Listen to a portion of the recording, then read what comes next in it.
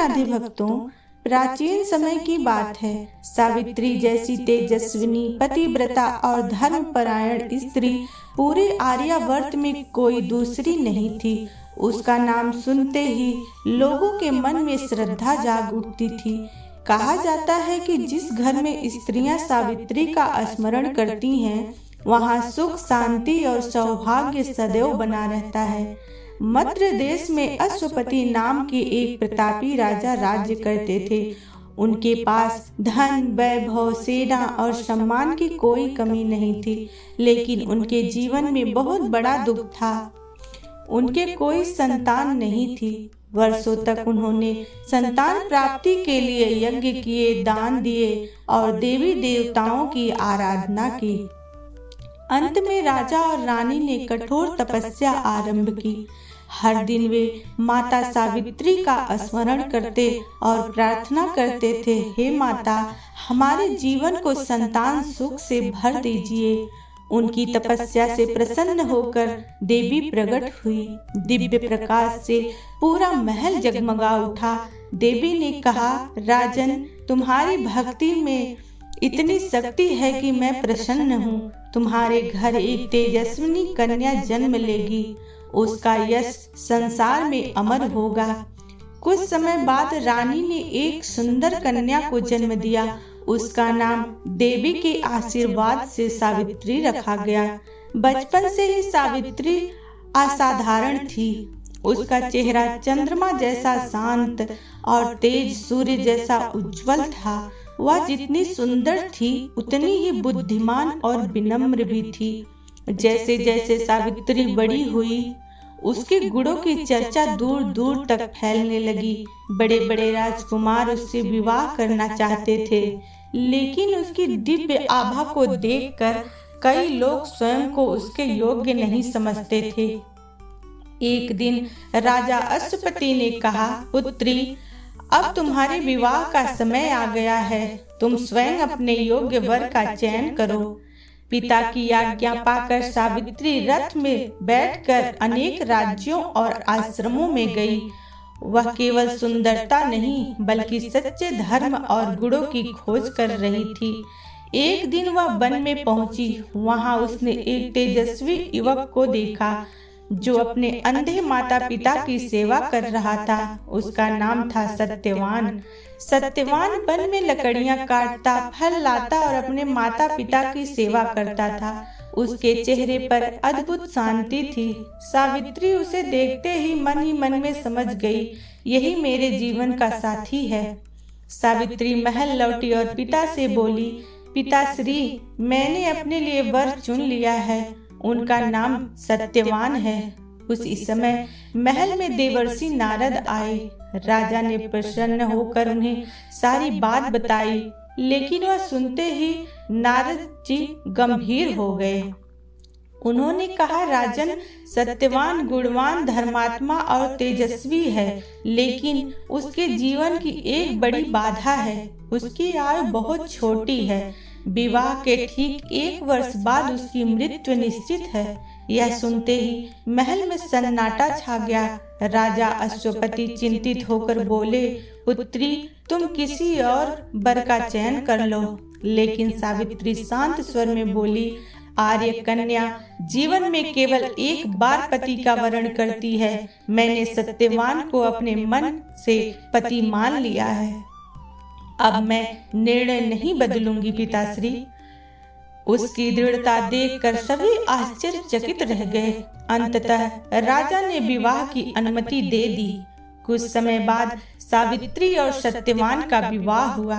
विवाह के बाद सावित्री अपने पति के साथ वन में रहने लगी। राजमहल का वैभव छोड़ उसने साधारण जीवन अपना लिया। वह अपने सास ससुर की सेवा करती, पति का ध्यान रखती और सदैव प्रसन्न रहती। लेकिन उसके मन में देवर्षि नारद की बात हर पल गूंजती रहती। वह जानती थी कि सत्यवान की आयु बहुत कम है। धीरे धीरे वह दिन भी पास आने लगा था।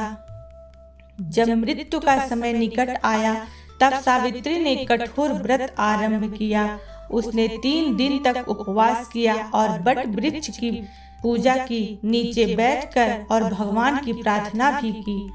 उसकी आंखों से आंसू आते, लेकिन विश्वास अटल रहता था। वह दिन आ गया जिसका भय सभी को था। सुबह सत्यवान लकड़ियां काटने वन में जाने लगे। सावित्री ने कहा, स्वामी, आज मैं भी आपके साथ वन में चलूंगी। सत्यवान मुस्कुराए और दोनों वन की ओर चल पड़े। जंगल में पक्षियों का मधुर स्वर गूंज रहा था, लेकिन सावित्री का मन बहुत ही बेचैन था। कुछ देर बाद सत्यवान लकड़ियां काटने लगे। अचानक उनके सिर पर तेज दर्द हुआ। वे बोले, सावित्री, मेरा सिर भारी हो रहा है। सावित्री तुरंत उन्हें अपनी गोद में लिटा लिया। तभी वातावरण बदलने लगा। चारों ओर अद्भुत निस्तब्धता छा गई। तभी वहां धर्मराज यामा प्रकट हुए। उनके हाथ में पास था। उन्होंने सत्यवान के प्राण निकाल लिए और दक्षिण दिशा की ओर चल पड़े। यम तो सत्यवान के प्राण लेकर जाने लगे, लेकिन सावित्री भी उनके पीछे पीछे चलने लगी। यमराज ने पीछे मुड़कर कहा, देवी, अब लौट जाओ, यह संसार का नियम है। सावित्री हाथ जोड़कर बोली, जहाँ तक मेरे पति जाएंगे वहाँ तक मैं भी जाऊंगी। पत्नी का धर्म पति के लिए साथ चलना है। यमराज उसके उत्तर से प्रभावित हुए। उन्होंने कहा, तुम महान पतिव्रता हो, मैं तुम्हें एक वरदान देता हूँ, लेकिन सत्यवान के प्राण नहीं लौटेंगे। सावित्री बोली, मेरे अंधे सास ससुर की दृष्टि लौट आए। तथास्तु, यमराज बोले, लेकिन सावित्री फिर भी उनके पीछे चलती रही। कुछ दूर जाकर यमराज ने कहा, देवी, अब वापस लौट जाओ। सावित्री बोली, धर्म का साथ कभी नहीं छोड़ना चाहिए। सज्जनों का संग सदैव कल्याणकारी होता है। यमराज फिर प्रसन्न हुए और बोले, एक और वरदान मांगो। सावित्री ने कहा, मेरे सास ससुर का खोया हुआ राज्य उन्हें वापस मिल जाए। यमराज ने फिर कहा, तथास्तु। फिर भी सावित्री रुकी नहीं। अब यमराज स्वयं आश्चर्य में थे। उन्होंने पूछा, तुम इतनी दूर तक क्यों आ रही हो? सावित्री बोली, पति ही स्त्री का सबसे बड़ा धर्म है। उनके बिना जीवन अधूरा है। यमराज अत्यंत प्रसन्न हुए और बोले, अंतिम वरदान मांगो। सावित्री ने बुद्धिमानी से कहा, मुझे सत्यवान से 100 पुत्रों की माता बनने का आशीर्वाद दीजिए। यमराज ने बिना सोचे कह दिया, तथास्तु।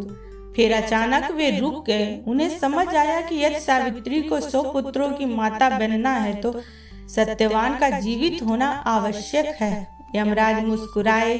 उन्होंने कहा, देवी, तुम्हारी बुद्धि, निष्ठा और पतिव्रता धर्म से ही मैं अत्यंत प्रसन्न हूँ। आज मैं सत्यवान को जीवन दान देता हूँ। इतना कहकर उन्होंने सत्यवान के प्राण लौटा दिए।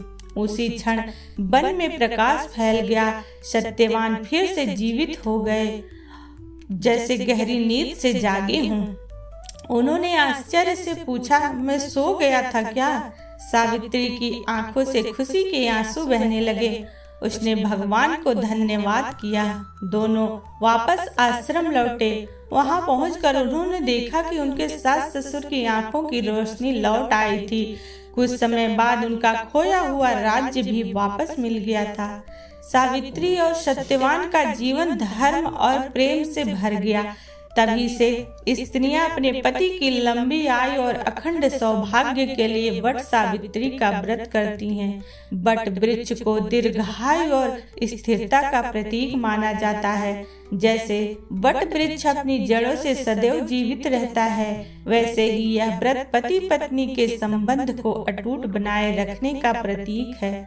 आज भी ज्येष्ठ मास की अमावस्या को विवाहित स्त्रियां वट वृक्ष की पूजा करती हैं, धागा बांधती हैं और सावित्री सत्यवान की कथा सुनती हैं। यह कथा केवल एक स्त्री के प्रेम की कहानी नहीं है, बल्कि विश्वास, धैर्य, बुद्धि और अटूट समर्पण की गाथा है। जो भी श्रद्धा से इस कथा को सुनता या पढ़ता है, उसके जीवन में सुख, शांति और सौभाग्य बना रहता है।